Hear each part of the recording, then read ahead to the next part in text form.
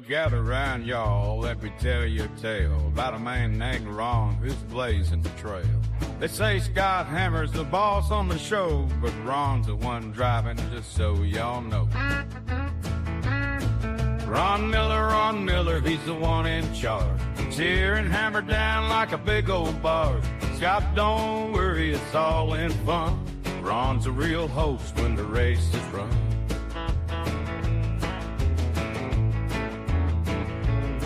Now Ron talks engines and he talks tires. Scott might be the match, but Ron's a fire. With his country charm and a wink in his eye, he's taking over and we all know why. Ron Miller, he's the one in charge. Tearing Hammer down like a big old barge. Scott, don't worry, it's all in fun. Ron's a real host when the race is run.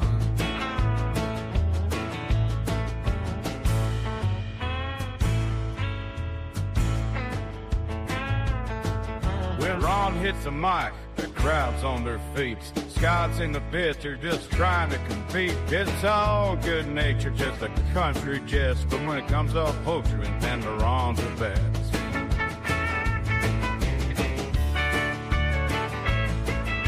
Scott, don't worry, it's all in fun. Ron's a real host when the race is run.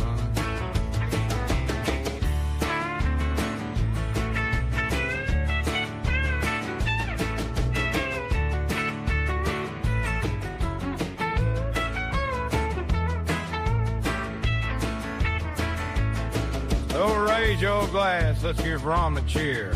Scott's still our buddy, but it's Ron.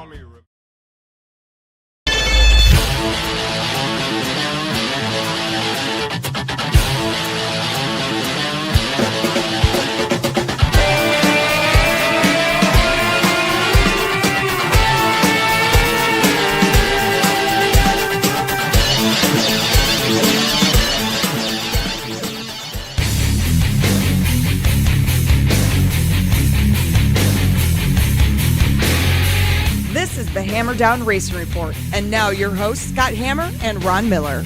Welcome, race fans, to the Hammer Down Racing Report, show number 419. Wait for it, 419. Oh, Scott, we finally got it. For Thursday, 319. Yeah. See, it would have been better if we would have hit it next month. Well, yeah. Because then it could have been show number 419 on In the 419. But I don't think that's what Thursday next month, so oh well. Scott Hammer. Well, here we are. Scott Hammer, Ron Miller coming at you live on Facebook, YouTube, and Twitch from the Dominator Race Product Studio with the area code show 419, our 419th show. We're almost halfway to 1,000. That's pretty frightening, Scott. When do we quit? Tonight on the show, we're going to be speaking with Scott Barman, the new Hall of Fame director over there at Fremont Speedway. I'm looking forward to talking to him. I am too. I've watched some of their videos. Pretty interesting stuff. I'm sure he's got some good stories to share with us.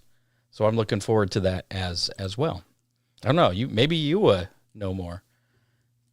Tom Riggs. I've been there a few times. That's all. Love you like that song before we came on there, Tom? That's I had nothing to do with that. That was provided to us by someone in AI. But anyways, tonight also we'll be giving away some pizza courtesy of the pizza place formerly known as Big D's Pizza in Clyde that has a new name but is not yet released. Really? Yeah. Can we tease about what that new name might be? We could, because I asked what it was after the show last week. We're sworn to secrecy? No, he wasn't sure what it was. I see. All I remember was one word in it, and that probably would give it away. So it will forever be known as the pizza place formerly known as Big D's Pizza. That has a new name, but it's not released yet. Yeah, okay. As soon as it's released, we will let you know. But they still have the pizza. It doesn't matter what the name is. The pizza's there, and we'll give that away for how many, plus the Ottawa Lake Bull Ring sticker. And back, I got a new supply of our Speedy Sponsor stickers here. Let's take that out. So we got some of these.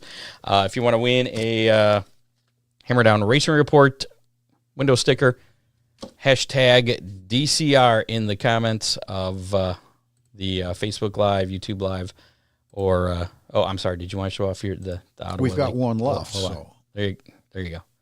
There it is. There's the Ottawa Lake Bull Ring Yay. sticker. That's part of the How Many. Speedy sponsor and Ottawa Lake Bull Ring, both stickers. That's included with the pizza. Not on the pizza. Oh, good. But you get the stickers and the pizza for How Many. But hashtag DCR just for the Hammer Down Racing Report sticker, courtesy of DCR Graphics. You can slap one of those on your car. And if you have one, if you have a race car, I mean, not everybody has a race car that listens to us. So if you do, though, and you slap it on your car, you tag us in a picture or send us a picture of it, you'll be part of the Hammer Down Army. We'll report on your finishes each and every week that you race this season. So pretty easy there. Also, speaking of speedy sponsors, good opportunity for your drivers now. You create your own profile on there, put all your sponsors on. You can also put in your schedule so fans will know where you're going to be. If you knew what your schedule was. For the most part, most people know what their schedule is. But yes, you have a good point there. And I'll just leave that at that. If you have a great idea for a new podcast but don't know where to start, let Hammer Down Podcasting Services take the wheel. From studio rental to audio and video editing, hosting, publishing, branding, and even coaching. We provide everything you need to launch, grow, and manage your podcast like a pro. Whether you're starting from scratch or looking to level up your production, we've got the gear, guidance, and to bring your show to life. Go to hammerdownracerreport.com and click on podcasting services to get started today. Whether it's a late model modified or street stock, every body part counts. That's why you should choose Dominator Race Products, the go-to source for hood scoops, roofs, wheel covers, nose and tail components, body fasteners, and more, all engineered tough for the track. Order online anytime, DominatorRaceProducts.com, or call 419-923-6970. You can also visit your local reputable race shop, such as Ryan Miller Race Cars, and order from there. For quality parts, they keep you dominating the field. Trust Dominator Race Products. Also, thanks to our other sponsors tonight, Oakshade Raceway, Ryan Miller Race Cars, Magic Moment Entertainment, Dippin' Motorsports, and DCR Graphics. And also wanted to thank the fine folks at G Baby Racing, specifically Charlie here. We had on the show a few weeks ago. They sent us a little press thing and T-shirts. Ta-da. We like T-shirts. We do. We really like T-shirts. I haven't even know. It just came in the mail today, so this is the first time I'm looking at it. You're seeing it as I'm seeing it. So that's pretty awesome. That's pretty cool. So thanks for that. And you can see them race at the Lucas County Rec Center there.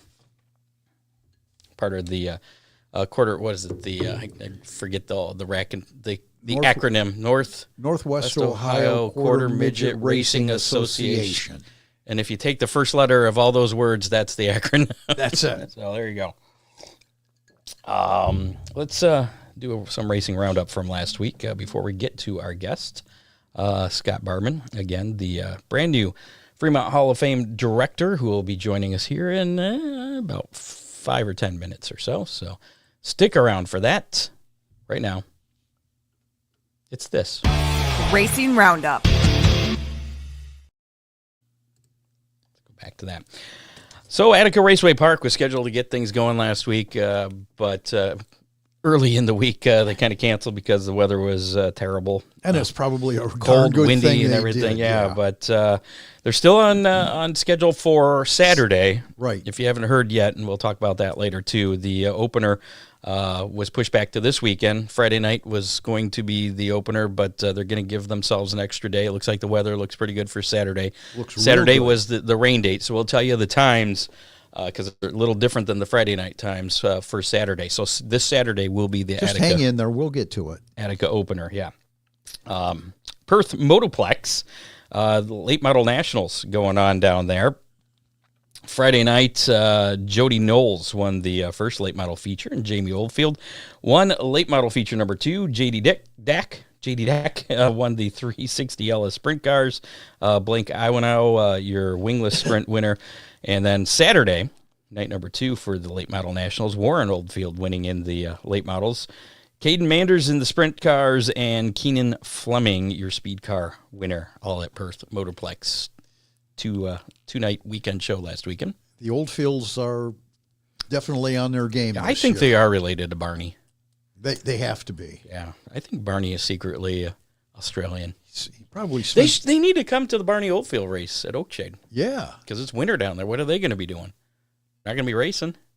There's the thought. High Tech Oil's Toowoomba Speedway. Friday action in the 360 Ella Sprint Cars won by Lachlan McHugh. And then Saturday in the 360 Ella Sprint Cars, your winner was Ryan Newton. Casey O'Connell was the winner in the Speed Cars on Saturday. So another two-day show at a different track in Australia this past weekend. Things are winding down, right? These are like the end-of-season kind of deals. Exactly. Murray Bridge Speedway on Saturday, the Southern Australia, Southern Australia, yep. Yeah. Modified title and Southern Australia Super Sedan title was on the line. That was Saturday at Murray Bridge with Heath Thorne winning in the street stocks. And I didn't get the Super Sedan winner. Producer Dave. What are the Super Sedans, Scott? I don't know. You tell me. Oh, come on. They're I just want to see if you know. I know the answer.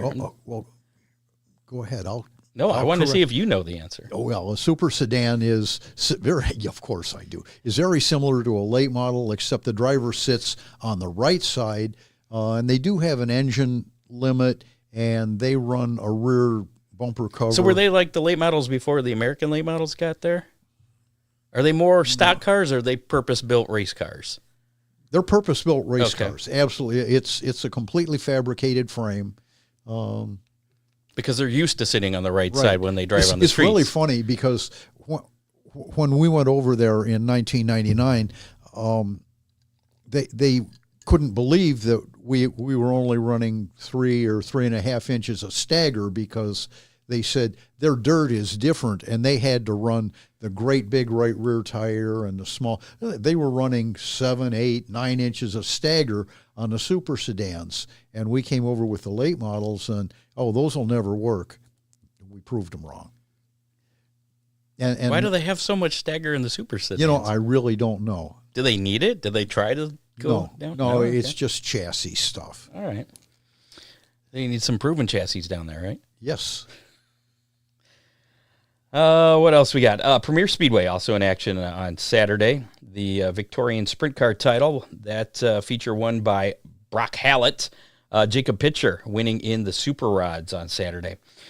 Back here in the States, Interstate Battery High Limit Racing got things going. The Super B Blackjack Bash at Las Vegas Motor Speedway last Thursday. Kyle Larson picking up the win there. Friday night, it was Corey Day, and then Saturday, Aaron Reitzel, your winner there. So 3 different winners in first 3 races of the season. I saw a quick video of Kyle Larson jogging from the dirt track to the Speedway. Las Vegas Speedway, yeah. He's a busy guy. I can relate. I think he had a lot of fun. Yeah, well, it worked out for him at least on Saturday. If racing is fun, he had a blast. World of Outlaws, NOS Energy Drink Sprint Car Series action. The Cowtown Classic at Cannondale Speedway Friday, Saturday, or David Gravel winning Saturday. Bad stuff happened. I was at a birthday party, and I'm getting all these messages.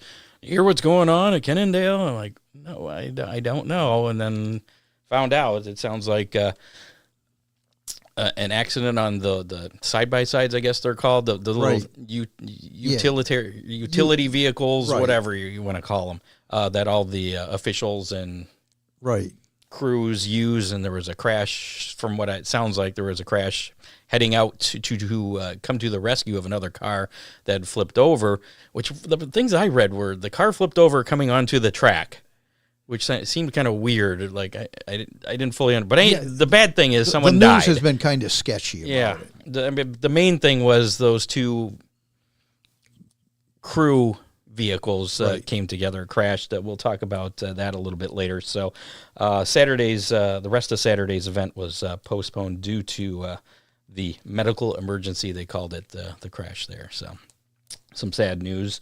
World of Outlaws late model series on Friday, Rocky Top Rumble at Volunteer Speedway. Mike Marlar getting the win there. There there was a lot of stuff I saw. I didn't get to watch any of that racing, but I saw a lot of clips of things. I saw Kyle Strickler and Ethan Dodson getting into it. Yeah. And actually there was a clip of Hunter Schoenberg and was it Justin Peck that came? I think I was actually watching part of that, and Schoenberg went flipping because he tried to come down and Peck was there. Did you see that at all? I did. He flipped hard down the front stretch. And then he was mad. He was mad at Justin Peck. And then later, and I was like, why is he mad at Peck? Because he came down and his front wheel hit the rear wheel of Peck.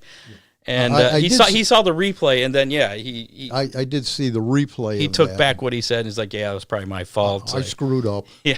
So either way, it was a rough ride for him there. Hard ride. If you haven't seen that, I mean, even just looking at what was left of his chassis after the flip. Exactly. Where was I? Mike Marlar getting the win Friday there. Saturday, the Tennessee tip-off at Smoky Mountain Speedway. Bobby Pierce getting the win there. Firestone Indy Next Series on Sunday. The Grand Prix of Arlington, Max Taylor, your winner there. The NTT IndyCar Series later on Sunday. The Java House Grand Prix of Arlington, Kyle Kirkwood picking up the win. NASCAR action over the weekend. The O'Reilly Series on Saturday. Both series there at Las Vegas Motor Speedway. Kyle Larson getting the win there in the O'Reilly Series race. Cup Series race, the Pennzoil 400. Denny Hamlin getting the win, and then I just saw he had some unapproved aero stuff going on, and there was a bunch of penalties dished out to him. He didn't say they stripped him of the win, but there was fines and crew members suspended, I believe, and points docked. I guess it was quite a bit. It was something I just saw before. I had seen a couple of penalties, but I didn't see one. I didn't see that one until just, like I said, a little bit ago. So that's I don't have all the information on that other than he still got credit with the win. So there you go. Emotional win for Denny Hamlin after it was stuff with his family, his parents last year. Losing his father. Oakshade Raceway is gearing up for the 2026 race season with several dates already on the schedule. Season kicks off with the Bill Reckner Memorial with the Sportsman Superstocks and Compacts on May 2nd. Other highlights include the Barney Oldfield race featuring the American Late Model Ironman Series 5,000 to win on June 20th. And, of course, there's the always popular 10,000 to win birthday race, Summer Nationals, on July 11th. You can stay up to date on race dates, news, and announcements by visiting oakshaderaceway.com, following Oakshade Raceway on social media. And, of course, we'll have the full schedule for you right here on the show as soon as it hits our hands. Oakshade Raceway, where the fastest meet to race. I have a friend that was wondering when the vintage race cars are going to be there. Well, if you look at oakshaderaceway.com, you would see. Really? Yeah. Is it there? That date is posted. Ooh. There's actually 4 dates posted. I just did that today, as a matter of fact. You cheated. July 4th is the date on that. Oh, cool. And it's part of a full show. All 4 classes, late model, sportsman, Superstocks, compacts, and the vintage American race cars. So very good. There you go. Where was it? Oh, looking for a wedding or event DJ you can trust? Magic Moment Entertainment has you covered. With decades of experience, Ron Burt delivers smooth planning, professional-grade sound and lighting, and an unforgettable experience for your big day. Mention the Hammerdown Racing Report, and you'll save $100 off your DJ service. There are no hidden fees, no mileage charges, no lighting fees.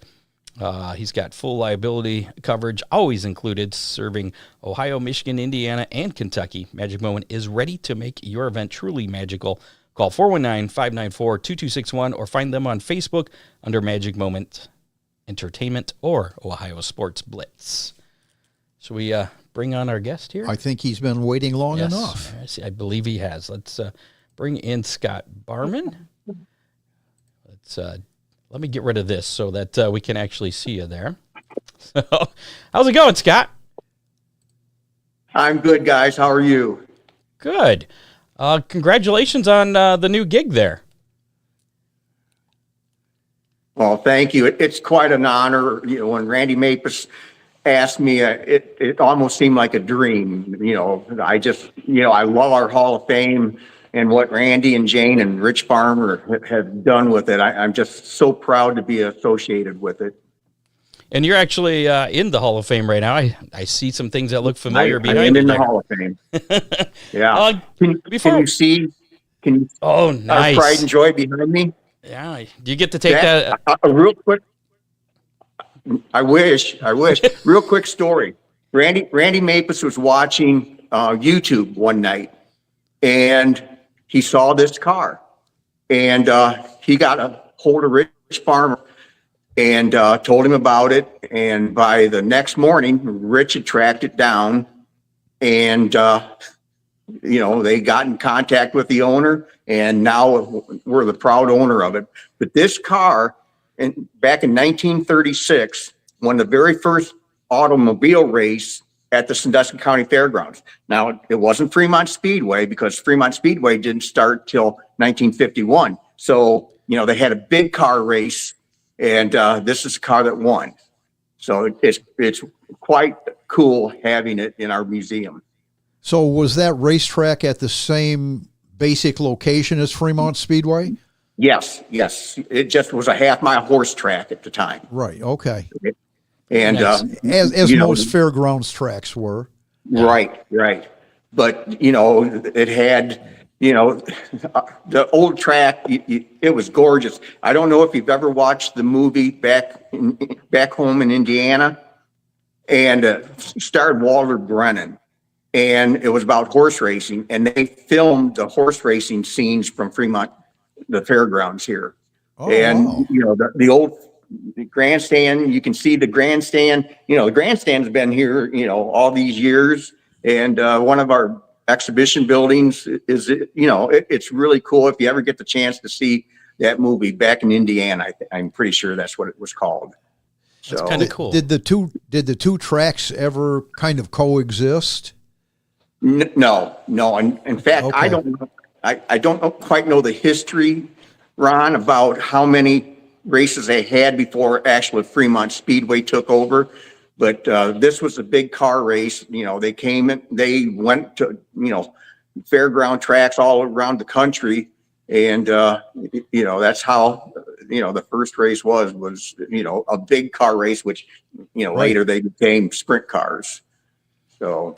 That was before all the nice safety stuff that we have today. Oh yeah. There's not even a roll bar on this car behind me. So yeah, those are brave souls. Exactly. And, it's just amazing. Of course we lost in racing a lot of drivers in that era because of no safety. So, Well, and a lot of drivers around that time felt that it was better to get thrown out of the car than it was to tumble with it. Exactly. Yeah. And then, you'd have to worry about getting hit by another car. You just. Oh, yeah. I can't imagine being a driver back in that era. No, me too. And that was something that came up when we were talking to Dave Kramer, a historian from New Bremen Speedway. A lot of deaths there. Yeah. So. Yeah. Give us let's talk about something a little more happy here. Give us a little history of. I mean, you've been around the sport for many years. Give us a little history of your involvement in motorsports here before, your latest role here with the Hall of Fame. Well, believe it or not, I got my love of auto racing from my grandmother. My grandfather liked to go fishing. My grandmother, she lived up in Waterville. And she liked to go, Fort Miami, Toledo Raceway Park. My mom told me the story about, if they had company on race night, she'd leave, and, she was one of those ladies that was up in the grandstand writing down the times. And your grandfather was very lucky, or your father was very lucky. Yeah. But, and she would come, and we would come here to Fremont Speedway on occasion. And, she's the one that really got me interested in racing. So, and I went to a school in Lindsay, Ohio, and first grade to the eighth grade back then. And in the first grade, I found out that there was a race car driver that lived around Lindsay by the name of Johnny Oxter. And oh, yeah. Everybody knows Johnny, and he became my hero. And, even after we started doing the radio show, it was like a thrill when I would get to talk to Johnny. But then I got involved. We started doing Dwight Allen's Racing World Show down in Findlay, my son Andrew and I, and we did that for like 3.5 years. And at the time we were doing Dwight's show while Fremont Speedway was shut down. And Jim Ford, talked to the fair board, made a proposal, and reopened Fremont, made major improvements to it. And like after the first year, he called me over and he goes, "We need to start our own radio show." And I said, "Well, I'd like to be involved." And he goes, "Well, yeah." And so that's how the Last Lap became, local radio around here. And Brian Liskey and I did that for a little over 20 years. So, and then I was also, and this was quite fun too. For 11 years, I was up in the flag stand. So oh boy, that was pretty cool being up there. Best seat in the house. How many drivers did you get the black flag? Okay, you broke up. How many drivers? What? How many drivers did you use the black flag on? You know what? I think you can count on one hand for the 11 years that didn't give a whole lot of black flag. We showed them maybe a few times, but actual black flag, there's just maybe a handful.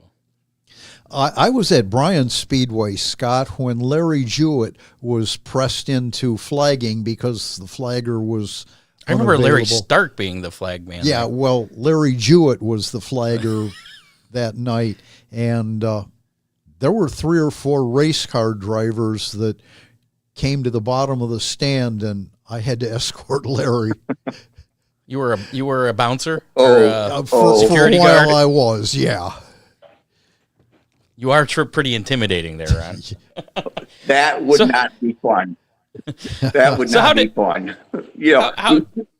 We had people that didn't like our calls, but they were in the rules, and we went by the rules. A 360. We made that a rule that you do a 360, a caution comes out, and it made it easier for the flagman. But it didn't go over some of the drivers. So how'd you go from the flag stand into now becoming the director of the Fremont Speedway Hall of Fame? Well, after I quit flagging, I always, anywhere we went, I've always gone to the races early, before the gates open, when the gates open. And, same with Fremont. After I quit flagging, I would be here when the gates open. I'd just come into the Hall of Fame, and I knew Randy and Jane Mapus, and they've done such a great job with this. And like the last 2 or 3 years, I'd come in and at 4 o'clock, and I'd leave at, go up into the stands at 6 or 6:30, and just got to be good friends with them. And I always wanted to work with Randy, and I was hoping I'd get to do that. But one night toward the end of the season, we're talking like normal, greeting people, I like to talk. And Randy, we kind of got quiet, and he goes, "Come here, I want to talk to you." And we went to the back of the Hall of Fame, and he goes, "Sit down." I'm going, "Oh, am I in trouble?" And he goes, "No." And he said that he and Jane were going to step down, that, Randy's got 5 vintage cars, and he wants to go. He's been to 30 some racetracks, and his goal is to get to 50 race tracks with his vintage cars. And so they were going to step down, and he goes, "Would you be interested?" And I told him, I said, "Well, I was hoping that you and I could work together, and so I could learn." And he goes, "Well, I'll be here.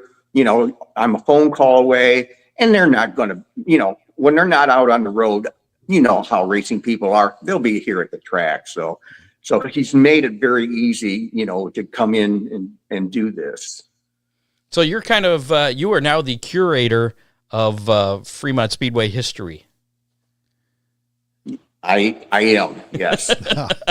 So what are some of the newest things that have been added to the Hall of Fame here recently? Well, right now, we're breaking up a little bit, but we have 7 race cars in here. You know, if you've never been in here and you come to Fremont Speedway, please stop in because there's a lot of things to see. Lots of pictures, you know, our Hall of Fame plaques, the race cars. But we're real proud to have, back in 1978 when Ted Johnson started the World of Outlaws, you probably remember, you know, the battle for the points championship was down to Steve Kinzer and Rick Ferkel. And Rick had problems down at Eldora, and Steve Kinzer won, you know, his first of 20 World of Outlaw championships. Well, they had 2 cars that year, and we have one of Steve Kinzer's cars in here from 78. So championship winning car. And then in that same era, you know, late 70s, why, you know, the Kenny Rogers car, C.K. Spurlock started the Gambler Chassis Company. And Danny Smith was the driver, and we've got that car in here, and it's Gambler Chassis #1. So the very first Gambler chassis to come out. So, you know, those are pretty cool to have, along with, you know, our very first, you know, car that won here at the fairgrounds. With all the items and pictures and cars that you have on display there, what would you recommend people allow as far as time goes to actually be able to take everything in? I mean, how early before the races would you have to get there to see everything? Well, the gates open at 4, and I would say give yourself an hour. You know, there's a lot to look at, and we encourage people to ask questions. Today we had our first tour, or my first tour since I've taken over, and we had 12 people in here, and they were here for about an hour and a half. So, you know, an hour, a good hour, I would suggest. All the cars available for the museum aren't always there at the same time, are they? No, we try to switch them out every now and then, you know, and we have a Jeff Gordon Dirt Champ car in our possession. It's at our warehouse. You know, we're kind of running out of room, you know, and we can't have everything in there. I think Randy said the most cars we've ever had in here was 9. So, wow. But we have 7 in here. We have 7, and it's tight with 7. But are there any cars that people can actually sit in, or they all just look at them, don't touch? We have an old coupe, a 36 Chevy coupe that we let people get in. In fact, we had, you know, some of the guys today on the tour that they got to sit in the car. So, yeah, that's kind of a big thing for the guys or the people to come in and get to do that. Lots of smiles.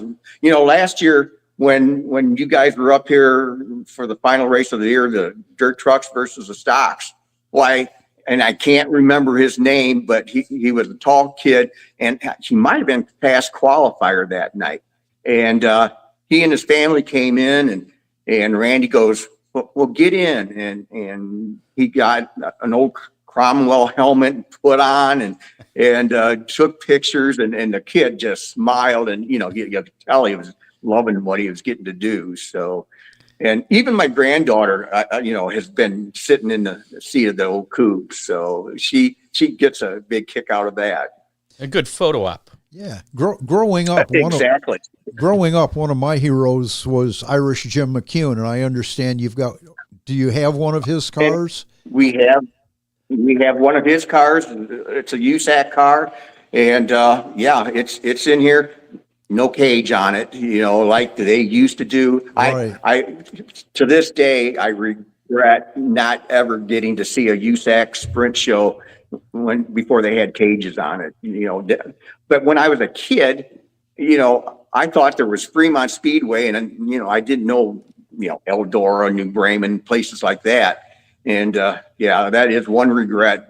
All the years I've been able to go to the races that, you know, I never got to see that. Saw videos and you know, saw Johnny Rutherford take the ride, you know, when he broke both arms hanging out at the cage, or the car, and there again, those guys, they had to be brave to race those cars. If I'm correct, I think Irish McCune holds the record for the shortest Australian pursuit. We were telling the tour that came in about that today. He started 10th that night, and going down the backstretch. Yeah, going down the backstretch out of turn 2, he took the lead, and that was it. The story he told me was that everybody went to the bottom and he went to the top and just rounded them out. Yeah. So, those are good memories. I wasn't here that night, but, there's just so many memories here from at Fremont Speedway. And Randy Mapus was here today with this tour, and Randy's he's such a good storyteller. And I hope someday I can be half as good as he is.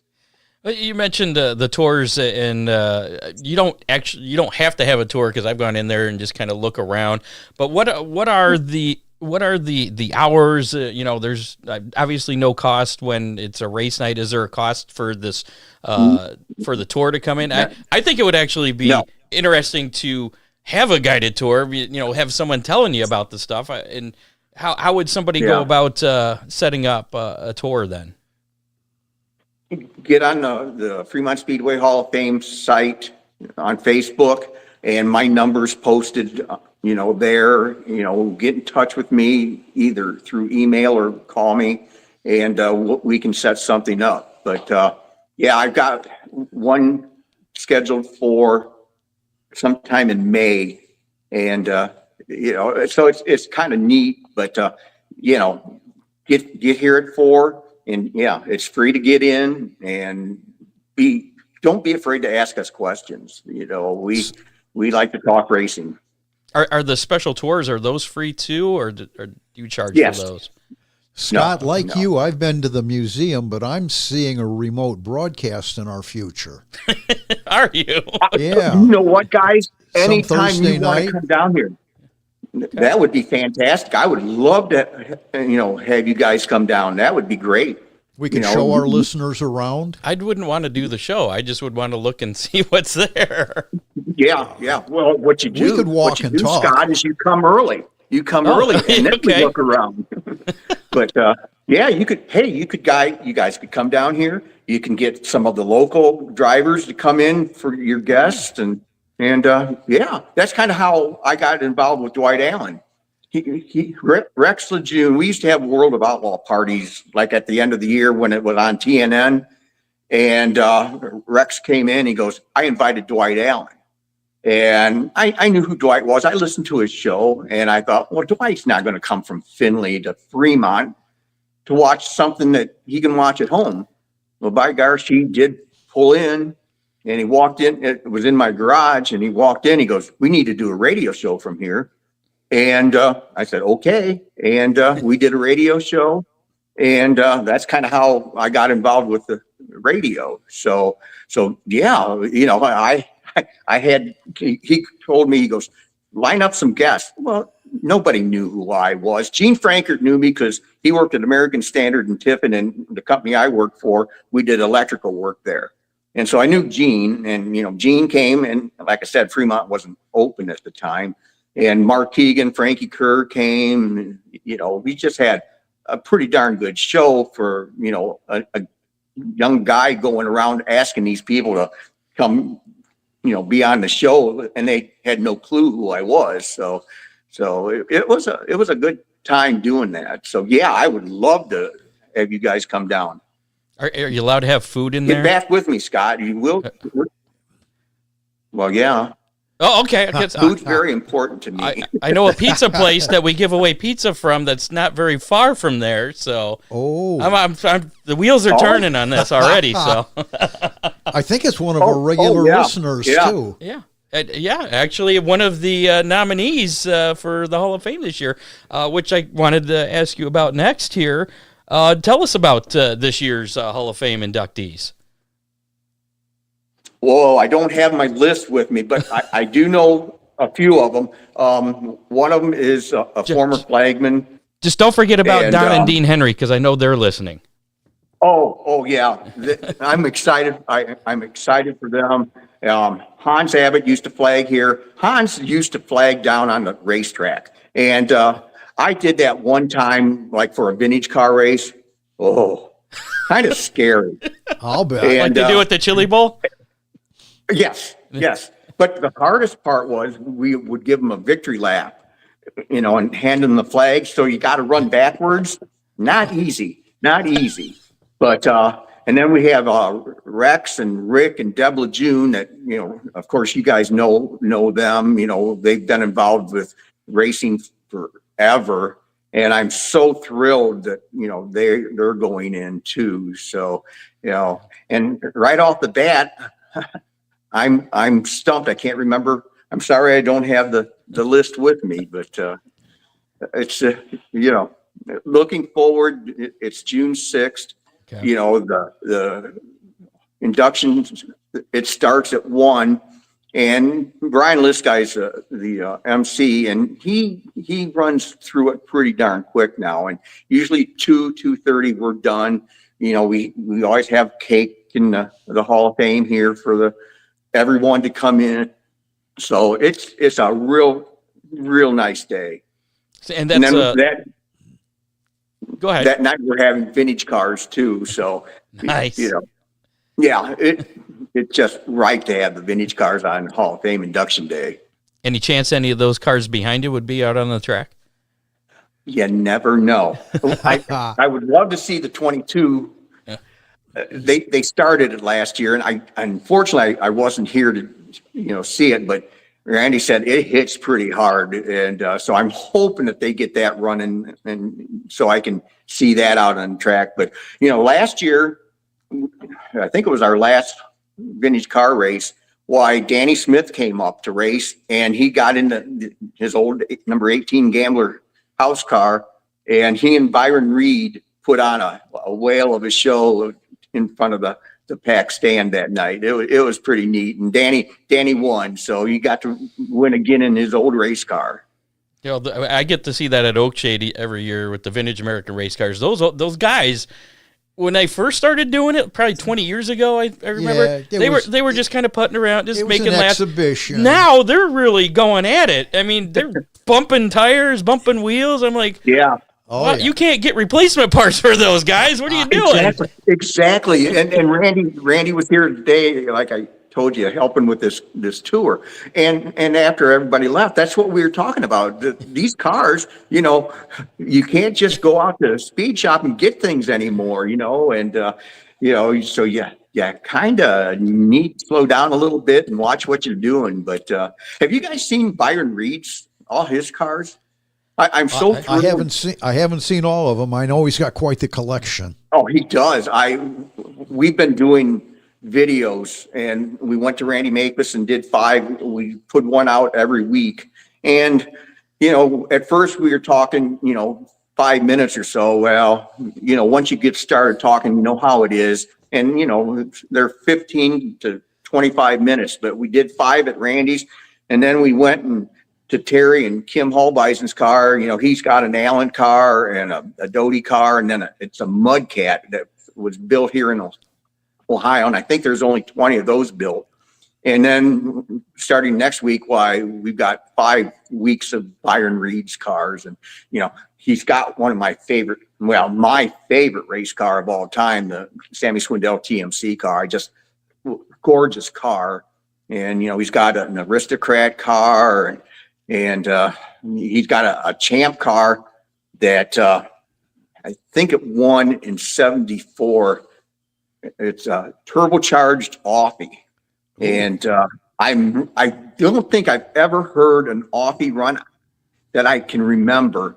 And so I'm anxious to, for him to get that running, and so I can hear that Offie. So, but Jackie Howerton won the race that with this car that Byron's got. And then he's got a sprint car, a cageless sprint car that it's painted up, lettered up a lot like his own personal cars. So, and beautiful car, beautiful. And he's got the Federal Express car, the 91 that Sammy Swindell drove back, the first year of the Outlaws. So very, very first corporate sponsored sprint car too. So yeah, usually Monday afternoon, our PR girl, Rachel, who does an incredible job for the Hall of Fame and Fremont Speedway and the All-Star. She's a very, very busy person. So we're fortunate to have her helping, but she puts those videos out, early, Monday afternoons. So, get on the Fremont Speedway Hall of Fame website and they're there. And they've been getting really good views. I was going to say, we need a Rachel. Yeah. Yeah. You We don't can't have a have Rachel. mine. Okay. I would be lost with her, and we'll talk to each other, and it's not just a 5-10 minute one, it's like an hour of talking, and she comes up with great ideas, next month or the month following. I'm not sure. I got to get started on it, but we're going to try something. We're going to do like coffee and cars on like a Wednesday or a Thursday morning and see if, most of the Hall of Famers and people that come in here are retired. So I'm hoping something like that might, bring people in. I want to have a special guest that, the people that come in, can ask questions to. I know I'm going to call him, as soon as we set something up. Rick Lejeune and Rex Lejeune, those two are so knowledgeable. So, and when I had to do interviews, it was always, I wanted the guests to do the talking.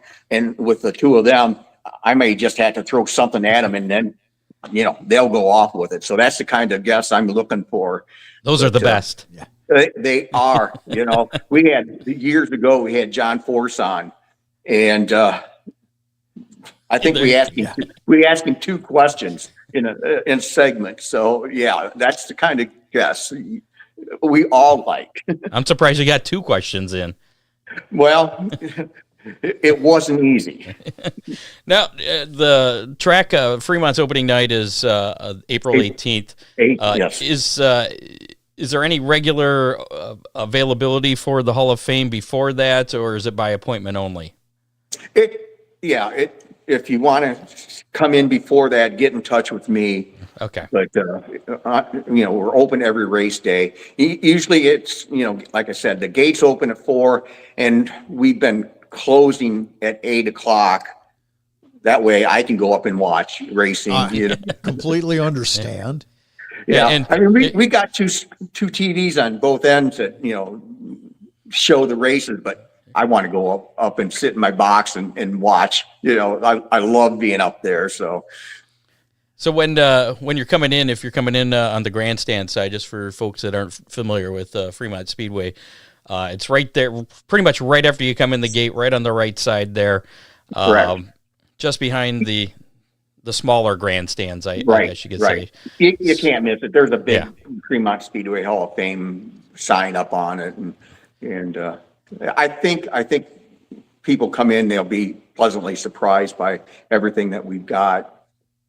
And it looks like John Young, one of our contributors here, he did some homework for us with all the this year's inductees: Bob Johnson, Todd Kane, and Dwayne Lieber as far as drivers, mechanics. Arden Gowitzka, Yes. Don Henry and Dean Henry, owners Doug Ludwig, Larry Reel, lifetime contributors Rex Lejeune, Rick, and Deb as well. Yeah. Oh, and Hans Abbott. Hans Abbott, yeah.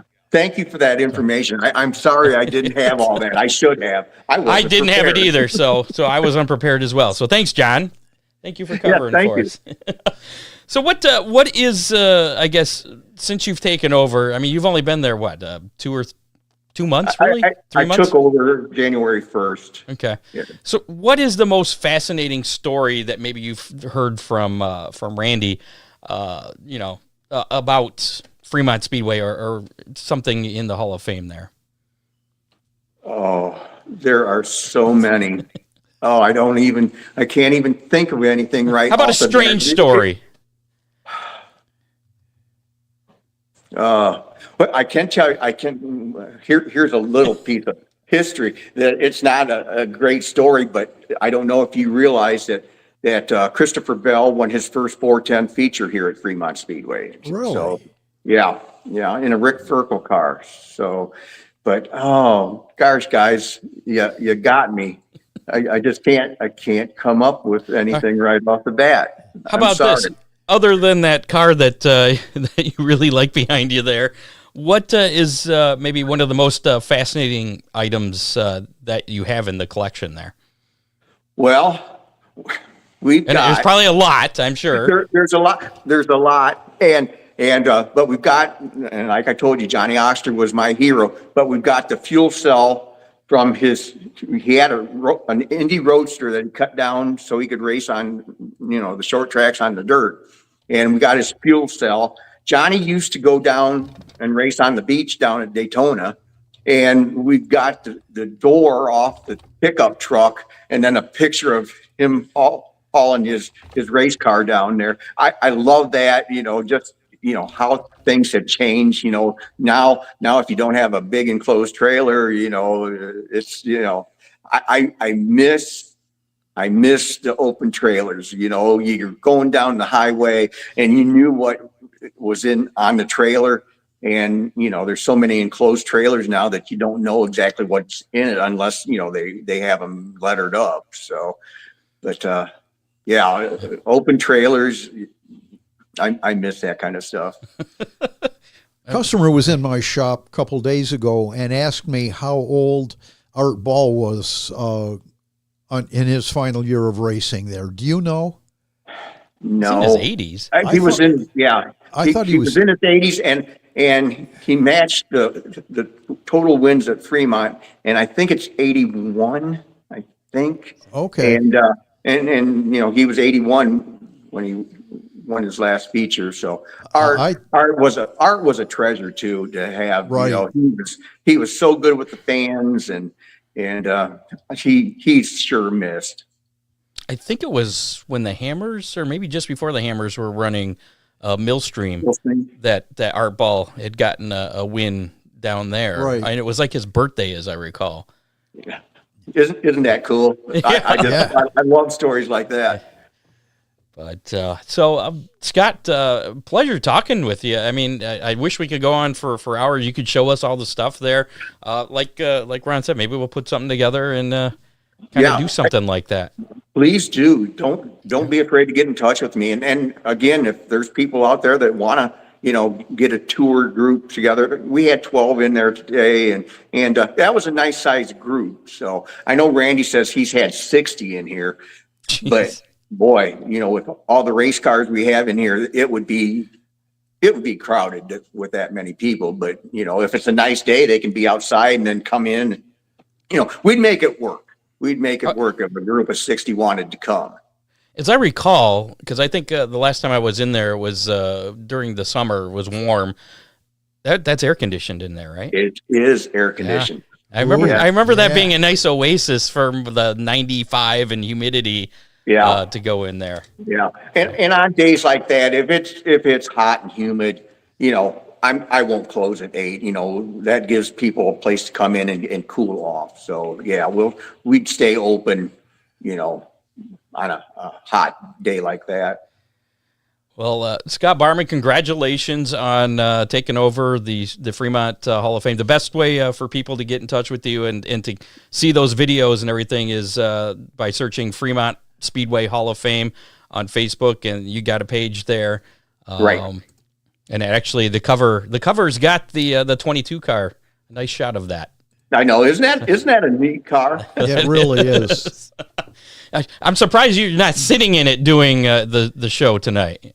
And I actually thought about that, but I've never sat in it, and I don't know if I could get out. So it's kind of tight looking to get in there. So fair enough. So when again is this year's Hall of Fame ceremony? It's June 6th, and the ceremony starts at 1:00 and is usually over by 2:30. and you need to have general admission ticket to come to it, but you get to stay for the races then that night. And the Hall of Fame inductees, they do get tickets to hand out to their family and friends. So, Nice. you know, that's always a nice thing. You know, And the vintage cars you said are going to be racing that the night vintage as cars well. will be there. Yes, 410s, 305s, and the dirt trucks. Any Ron, of the hey Ron, are you going to be racing at Fremont this year? That's my plan. Great. Well, be sure to stop in if you have time. Okay, not a problem. He's in the Sandusky Hall of Fame. Sandusky I think Speedway Hall of Fame, I did see that. Yeah. Yeah. Congratulations on that. Yeah, he's a pretty good driver on New Year's Day. Yeah. Was. Yeah. Yeah. That's a shame in itself. I know. You hate seeing any kind of racetrack closed. You know, I'm hearing rumors, but I don't know. Oh, come on. Now you piqued my interest. Well, I'm hearing that they might run, you know, a handful of races this year, so like specials, you know, but they've got to make some improvements before they do it. That's what I'm hearing. The people that own the track They have the resources to make some improvements. Yes, they do. They certainly do. So, so again, my fingers are crossed. You know. Oh yeah, it continues at the racetrack. Definitely, it'd be really cool if they could pull off like another high miler weekend. If even if that's the only race they do. Yeah. I mean, but we wouldn't want just one though. That's the thing. You know, we want more than one. You know, cavalcade, 3, 4, 5. Yeah, Ron and I are a little partial to the hangover race on New Year's Day. So maybe Fremont could take it over. When they came up with that, that was pretty good idea. You know, and you know, it wasn't bad. You know, the crowd wasn't bad a lot of years, and that was always fun. Think Rich could make that work on a dirt track? I don't think so. I don't think so. I think you experienced one of those races on a dirt track, Scott. Yeah, that was in Michigan, though. That was weird. As a crew chief. No, I was a fan. Guys, speaking of track and that and freezing, real quick, remember the year Attica, they pushed out the feature? Yes, and sir. I don't know if you were there. And I think it was Dean Jacobs went skidding across the track because the track had froze. I was never so happy that they canceled the race than I was that night. It was so cold. And my son was young at the time, and I don't think we were out of town, and he's passed out in the back seat sleeping, and you know, nice and warm in the truck. And that I'll never forget that, you know, because you know they've lucked out times where their opener is you know, beautiful, and it was that year, and then the next week the track froze. Yeah, we brought that up. We had Justin Liskey on last week, and I believe I did see that. Yeah, and you asked him about that, and I think he was too young to remember it. Yeah, he said he was 6 at the time. Yeah, so. Oh well. And now look at him. Yeah. I'm so happy for Justin that you know that he's the race director there. That's really nice. He's got a good guy. Good Definitely. pick. Yeah. Is there any Attica history? I know the Attica and Fremont kind of have a pretty good relationship, sharing a lot of the sprint car drivers between them. Is there anything Attica related at the Fremont Hall of Fame, or is it strictly Fremont? I'm sure there's cars there that have raced at both tracks, Scott. I'm sure. Oh, definitely. We have the side panel of Danny Smith's wing. Remember when he went through the fence? Oh. Ooh. It was in 2010. Thank you, Rachel. But he got injured, but you know, he went off the high side over in 3 and 4 and just, you know, was airborne and went right into the fence. And we have his side panel of top wing, and it's autographed by numerous people, you know, wishing him well, to get well quick. So yeah, we do have that in our Hall of Fame. Gotcha. Don Henry says that Shelley hates the cold. She'll be in Florida. Yes, she does. Yes. Well, Scott, we gotta move on here, but we appreciate the time, and I'll be in touch with you about. I'm seeing a 2-hour marathon in our future there, Scott. That would be good. Hey guys, I'd love to have you here. And I thank you so much for having me on. I love talking about the Fremont Speedway Hall of Fame. Awesome. And congratulations on that as well. And thank you. Looking forward to coming back out there sometime this year. I know there's no showdown series, but I know. I saw the schedule, and I'm a little disappointed. That was kind of neat. Of course, I always want our dirt trucks to win. Sorry. Well, me too.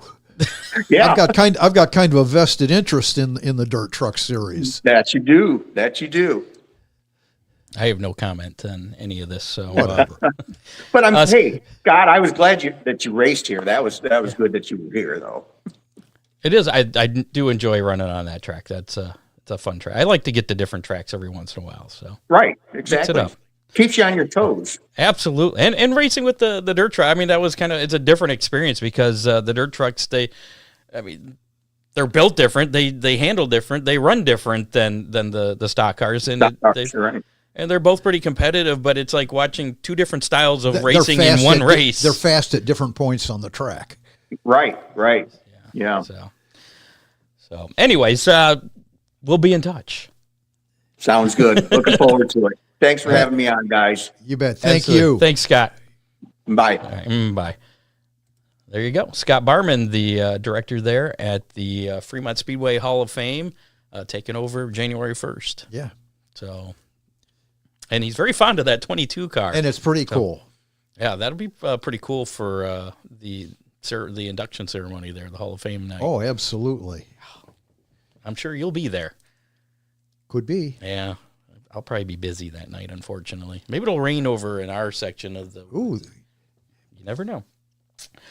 Do you need car parts, repairs, or a full-on build? Whether it's a race car, a classic cruiser, or just a broken bolt that won't budge, Ron Miller Race Cars in Lambertville, Michigan has the tools, talent, and experience to get you back on track.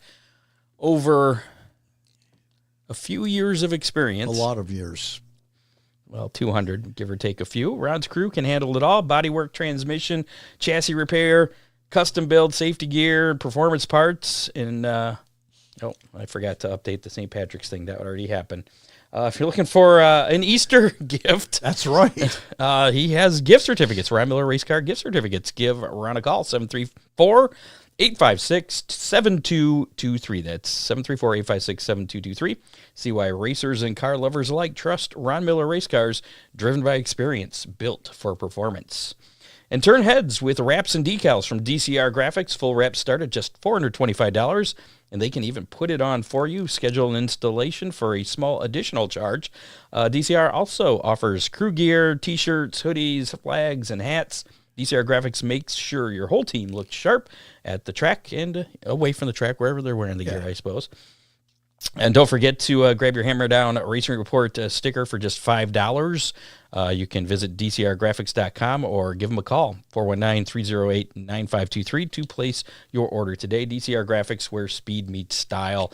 And again, hashtag DCR if you want a chance to win one of these Hammer Down Racing Report window stickers, courtesy of DCR Graphics.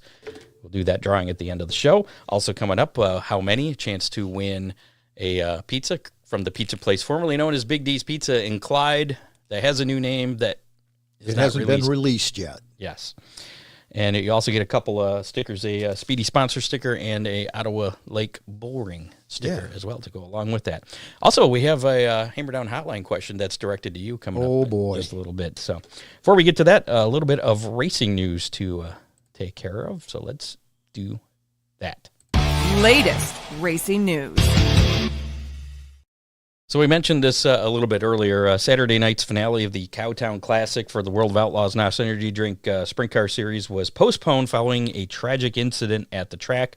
While officials were responding to an incident at Cannondale Speedway Park Saturday night, two emergency vehicles collided, resulting in a serious injury to one official and a fatal injury to another. An investigation into the incident is ongoing. The remainder of the event was postponed.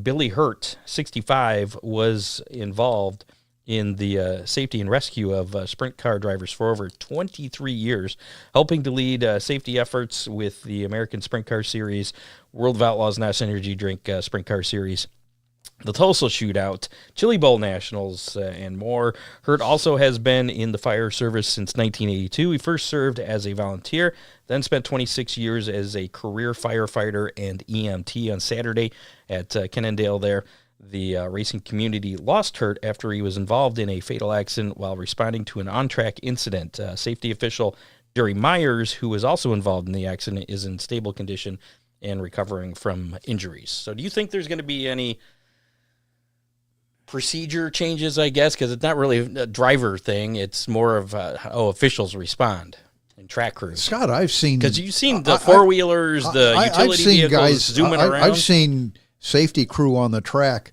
But they get there fast. I mean, that's what their goal is. Yeah, they get right to the driver as soon as possible. I mean, I guess we've kind of reached a point where maybe there's danger in getting there. Well, obviously there is. And I'd hate to be the one that hit one of those guys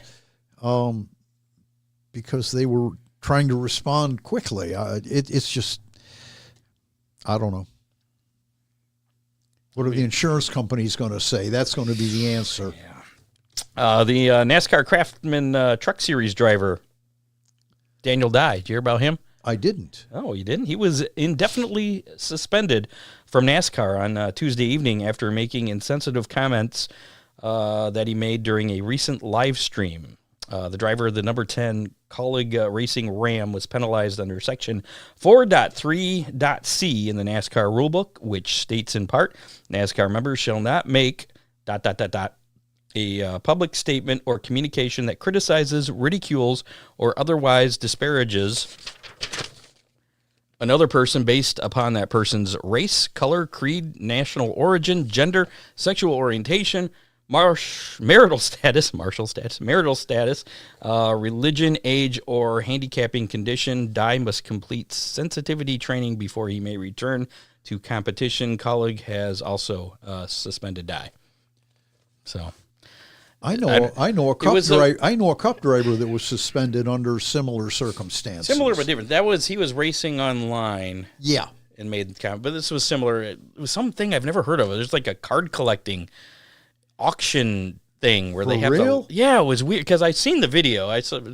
Matt sent it to me.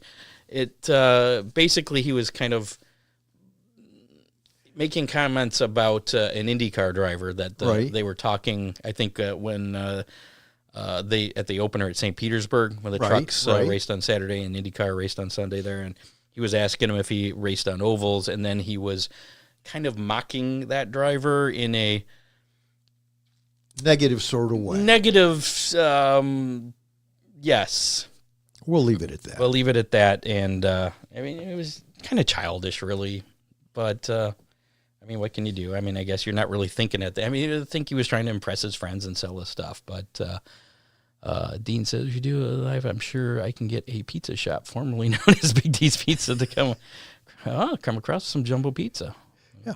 Oh, man. No, that's a plan. Now we got we got the Attica thing, the John Boers night, and now I like the sound of that, Scott. I know. We got some planning to do there.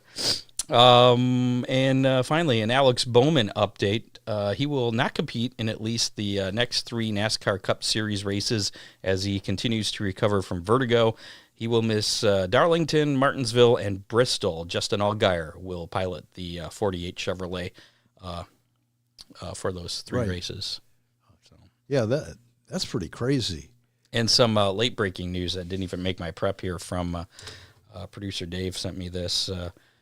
Some legislation out of Michigan. The great state of Michigan. Oh, no, he emailed it to me. I'm looking in the wrong place. I'm like, where did they go? There it is.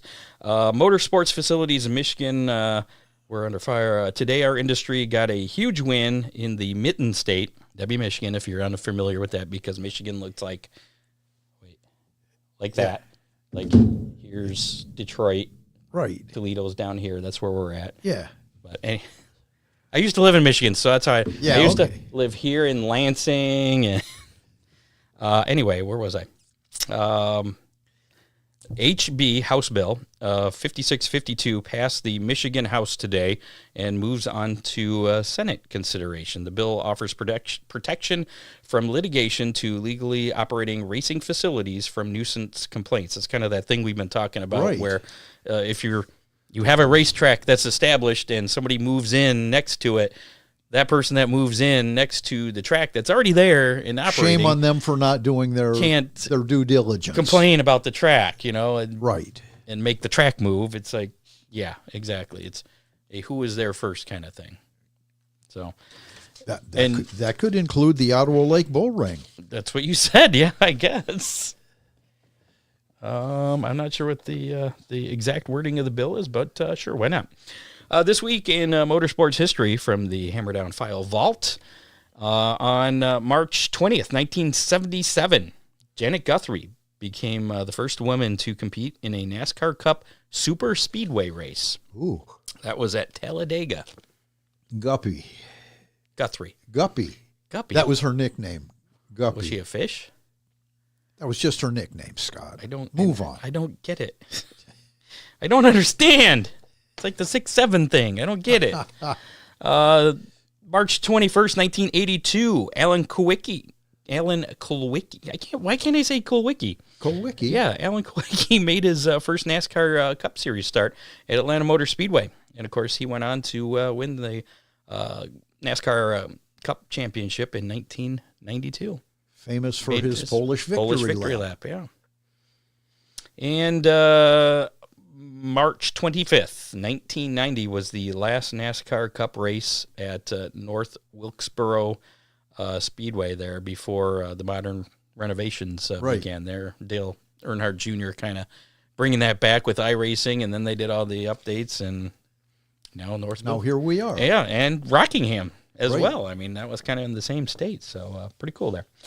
Dippin' Motorsports delivers the performance parts racers need when they need them. From the shop to the racetrack, they keep you moving with everything from complete motors and carburetors to race-ready cars and dirt trucks backed by expert advice and proven high-quality components. Dippin' Motorsports helps keep you competitive and chasing wins. Don't wait until race day to find the right parts or your next motor. Call 419-283-8580 or visit dippinmotorsports.com. Dippin' Motorsports, your trackside advantage. And I mentioned that we got a Hammer Down hotline text this week. If you would like to leave a message or shoot a text to the Hammer Down hotline, there's the number, 419-318-3081. Call or text anytime, day or night. As long as it's racing related somehow, we'll bring it up here on the show. And this one's from Anonymous. Anonymous? Yeah. Question for the professor. I'm assuming that's you. I've been called that. I have seen pictures of people showing their new part boxes they purchased online. What are the advantages of buying your parts from a local speed shop? There are at least 3 to 5 reputable shops in our area. Very interesting. It is question, interesting Scott. because I represent the other side of that. Yeah. Scott, if they are advertising online and one of the big wholesalers, they are bound by something called MAP, M-A-P pricing, minimum advertised price. And let me tell you, as part of my job, TireHardware.com, that's an online place you can buy things. It's not as cheap as Ron can get stuff. It gets delivered to your house, yes. You don't have to pick it up from Ron, but it's going to cost more. But you'll still pay shipping. It's a little bit more, yeah. And you're right. I have to go through every day, see sometimes the MAP pricing changes. That's the minimum advertised price that we can put it at, because obviously it would make the supplier would not like it if as an independent you would have dealer, we have the opportunity to sell at whatever price we want. We are now, if we were to advertise that online, it would fall under MAP pricing. But if I want to sell something for my cost, I can do it, and there's nothing that the manufacturer can say. So, yes, your local speed shop can almost always beat the sale price of the and you got service, the how-to, Exactly. I mean, you get a lot more with the local speed shops. You get all right, Ron, I got this thing. What do I do with it? Exactly. Or Ron, this isn't fitting right. What do I need? Or Craig or Yeah. any number of people.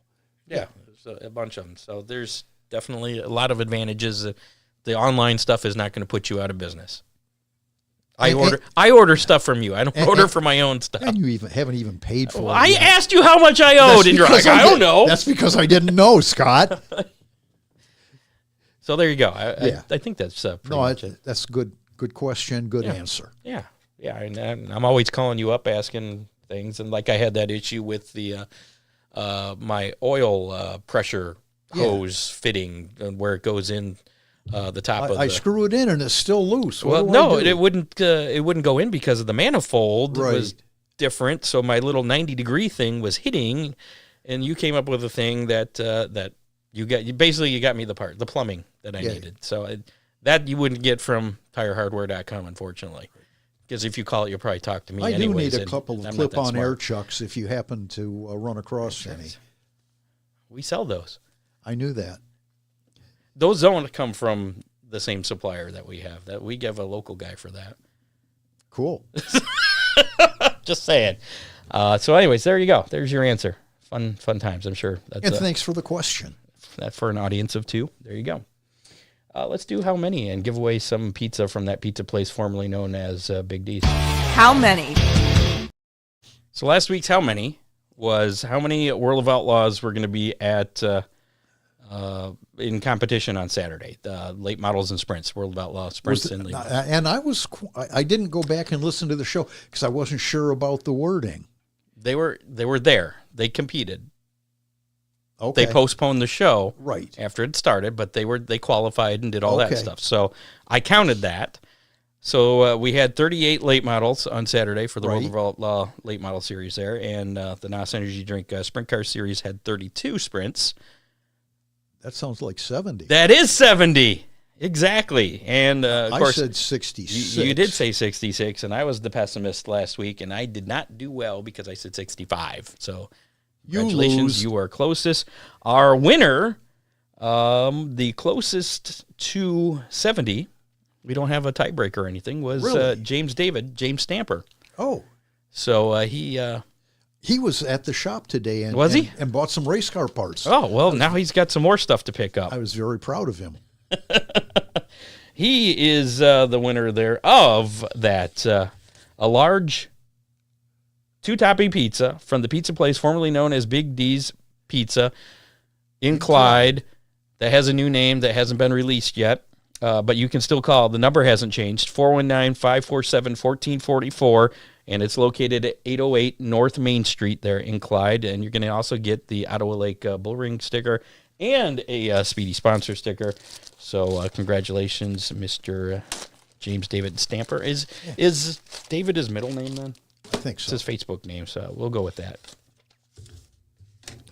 So there you go. There's that. You can pick up stickers from Ron Miller Race Cars. You can pick up the pizza from the pizza place there in Clyde. And that one? And one of those, yeah. Cool. Is that the last one? That's the last one. So there you go. You got the very last Ottawa Lake Bullring sticker. And if they have stickers, then obviously it counts as a official racing facility. Absolutely. So it would be covered under that House Bill 5650 or whatever it was. So this week's how many? We're going to do another math one. Ooh. A little closer to home, though. Okay. So Attica Raceway Park's going to get things going Saturday. Big deal. It's going to happen. Yep. And it's going to be. And I'm going to ask. There's 2 ways I could ask this. I didn't type it up, so you're going to have to listen. But the number we're looking for is how many 410s plus late models plus 305s. So basically, how many cars are going to be there altogether to compete at Attica Raceway Park on Saturday night? 410s, 305s, and late models. How many total cars in competition there? You gotta add that up. You gotta figure it out. Let's see here, calculator. So for a chance to win a large 2-topping pizza from the pizza place formerly known as Big D's Pizza there in Clyde, and a Speedy sponsor sticker, put your guess in the comments of the Facebook Live, YouTube Live, or Spotify. If you're listening to us on the podcast, you have until. I'm going to give you until 2 o'clock on Saturday because I believe that's when gates open. It's starting a little early. We'll tell you those times here. Yeah, 2 o'clock on Saturday is the cutoff, Eastern. Did you do your math? Did you come up with a guess? Gene Steele says 91. Calculator said 73. 73. So what's the breakdown in that? Oh, That part's not important, but Bob Johnson, one of the inductees into Fremont Speedway Hall of Fame under the driver category. congratulations, Bob. Don Henry says 90. Doug Frost is going 103. Ooh. Well, is there any place else racing on Saturday around here? I know that Rusty Schlenk headed for Florida, Well, I so saw he that. will not be there. Kyle Moore's probably happy about that. Oh, yeah. Darn it. I'm going to say Thursday 25, and then it's probably about 30. So it's going to be 55 plus another. You want to borrow my calculator, I'm thinking Scott? about it. How many 305s are there normally? I'm going to go with, what'd you go with? 93. Did you go with 93? I'm going to go 92 then, because I'm thinking 80-something. 92 has me covered. So, yeah. Be brave and go with what you think the Atomic real is number running. So Atomic I'm not sure what classes are running there, but that may take away a few cars. That's not the Lucas Oil things. That's not till a week from Saturday, I think. Right. I have that right in front of me. I guess I could just look. Yeah, they're not on. Yeah, I think they're a week from Saturday at Atomic. So late model shouldn't be affected there, but there you go. Something to think about. You have until 2 o'clock on Saturday to put your guess in the comments. Again, just put a number in. Can't change it once you put it in. You're locked in. So if you change it afterwards, You get a black flag. you will be black flagged and not counted. Yep. So there you go. Let's look at the events going on this weekend, including in our neck of the woods. This weekend's racing menu. So as we mentioned earlier, Attica Raceway Park originally scheduled to start tomorrow night. That they're using the rain date, going to give them an extra day. I think tomorrow there's a small chance of rain in the morning, but the rest of the day warms up and the sun comes out. 30% chance early. Yeah, but that gives it a little extra time to get the track ready because I think Saturday's looking pretty good. But we'll have that weekend weather pit stop forecast, right, coming up? Shortly. Okay, yeah, right after we talk about Attica Raceway Park, construction equipment and supply night, 410 sprints, UMP late models, 305 sprints. The gates open at 2 p.m. Again, this is a Saturday show, so the times are a little earlier. They don't have to wait until after everybody gets off work.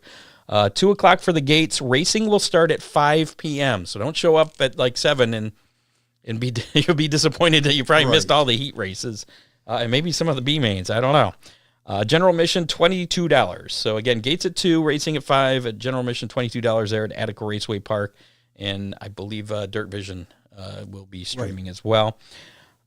What is the weekend weather pit stop, since that's the only local event in our area? Friday, like we said, there's a chance of rain. You said early. I'm thinking it'll be cleared out by 2 o'clock. Saturday, there's like a 0% chance, and highs touching 70 degrees. So it's going to be a great day to go racing. I hear the engine's already firing. Uh-oh. Listen. Oh, wait.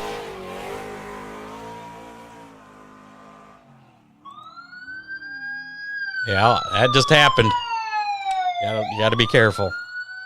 Other action this weekend, Murray Bridge Speedway on Saturday. And I can't help you with the weather there. In Australia, no. MMS race night with the 360 LS sprint cars, wingless sprints, and V6 sprints. That's the only thing I got going on in Australia for this weekend. Interstate Battery High Limit Racing going to Arizona Raceway for the Cactus Classic at Central Arizona Raceway. That is in Casa Grande, Arizona. That actually starts tonight and goes through Saturday, March 21st. And then it's Rotor-Rooter Midweek Series at Vado Speedway Park in New Mexico. That'll be Tuesday, March 24th. Tuesday. This coming Tuesday. World of Outlaws, NOS Energy Drink Sprint Car Series back in action. The Sooner Stampede at Lawton Speedway in Lawton, Oklahoma. I knew somebody from Lawton. Really? I didn't know there was a track there, yeah. That's tomorrow night, Friday. And then it's the Creekadega 40. Okay. The Creekadega 40 at Creek County Speedway in Oklahoma. That'll be on Saturday night. So World of Outlaw Late Model Series. The Duel at the Magnolia Motor Speedway in Columbus, Mississippi. That's going to be Friday and Saturday night. NASCAR Craftsman Truck Series. The Buckle Up South Carolina 200 at Darlington Raceway. That's Friday night starting at 7:30. That'll be on FS1. That's right, all top 3 NASCAR series at Darlington this weekend. The O'Reilly Series then, the Sports Clips, Haircuts, VFW Help a Hero 200. Well, that's getting kind of long. That's going to be on Saturday at 5:30 on the CW for the O'Reilly Series, and then the Cup Series race, the Goodyear 400 at Darlington on Sunday, 3 p.m. on FS1. So, in last call for hashtag DCR. We're going to do that drawing here in just a second. So, if you haven't put in hashtag DCR in the comments of the Facebook Live, YouTube Live, or Twitch, now is your very last chance to do so, because we are going to be drawing for the sticker right here, again, courtesy of DCR Graphics. And we'll find out who that winner is momentarily. Right now, you're looking at, your odds are not as good as last week. Got about a 1 in 9 chance. We'll see if any late comers get in on that. In the meantime, we'll pull that up. So there we go, 9 entries. Should we spin it yet? Or should we wait until this banner goes away? We'll give you a second. And we'll thank producer Dave Kemmer, contributors John Young, Matt Swander, Bob Stazak for helping with the content of the show. Like us on Facebook. Follow us on X at Hammer Report. Follow us on YouTube. You can listen to us on your favorite podcasting platform, including Apple Podcasts, Spotify, and iHeartRadio. And, of course, you can always check us out at HammerdownRacingReport.com. Shows are on there, advertising information. Make sure to rate and review us as well. So, and thanks to G-Baby Racing for the swag. Absolutely. We like swag, so anytime. And we'll be wearing these shirts, I'm sure. Yeah. It's a good way to advertise for free. Just give us shirts. All right, here we go. For that Hammer Down Racing Report to window sticker, courtesy of DCR Graphics. Who's it going to be? Is it going to be a Hall of Famer? It's going to be John Lonebarger, maybe a future Hall of Famer. I don't know. Yeah. Congratulations, Mr. John Lonebarger. I've seen a lot of vehicles that he's had on. I think one of them he was helping someone sell. So he must be getting some new fast stuff. Congratulations, John. You have the Hammer Down Race Report window sticker. Slap it on your car if you still have one. And you'll be part of the Hammer Down Armory. We'll report on your finish each and every week here on the show. And you have 30 days to pick that up from Ron Miller Race Cars. So there you go. Thanks to our sponsors, Oakshade Raceway, Ron Miller Race Cars, Magic Moment Entertainment, Dipman Motorsports, Dominator Race Products, and DCR Graphics. And thanks again to our guest this week, Scott Barman, director over there at the Fremont Speedway Hall of Fame. I don't know how we come up with this. You always give me more work to do. But that would be kind of cool to do a show there and kind of look at all the stuff. That'd be a special show. And get maybe some of the drivers. Oh, I'm sure we can. And old guys like to talk. I don't know what you're talking about.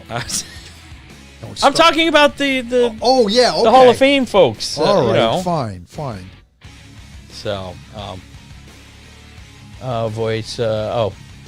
I'm not always looking at the comments there, Mr. Voice of the Voiceless. Sorry. Missed your comment there. What's your opinion on the current All-Star roster, and who would you like to see join the roster? I'd have to look at the roster. I don't have it memorized at the current moment. That's one of those things that I'd have to prep for. Yeah. So I don't have an answer for you right now. But maybe next week. But maybe next week I will. So, again, thank you for that. Don said he'll be there. He likes to talk. Yeah. Next week. I haven't gotten to next week's guest yet. We're still wrapping up. Actually, that was the very next thing after thanking Scott Barman here. Next week on the show, remember Tommy Sanders? Yeah. We're going to get him back on, talk to him once again, get into some more depth into his mechanical stuff. Right. So we'll be talking to Tommy Sanders next week. I got a week. All right, thanks. So that's going to do it for the 419 edition of the Hammer Down Racing Reports. We'll see you next Thursday at 7 o'clock again with Tommy Sanders. That's a wrap here on show number 419 of the Hammer Down Racing Report. You have been listening to the Hammer Down Racing Report, available on demand on iTunes, Google Podcasts, Spotify, or your favorite podcasting platform.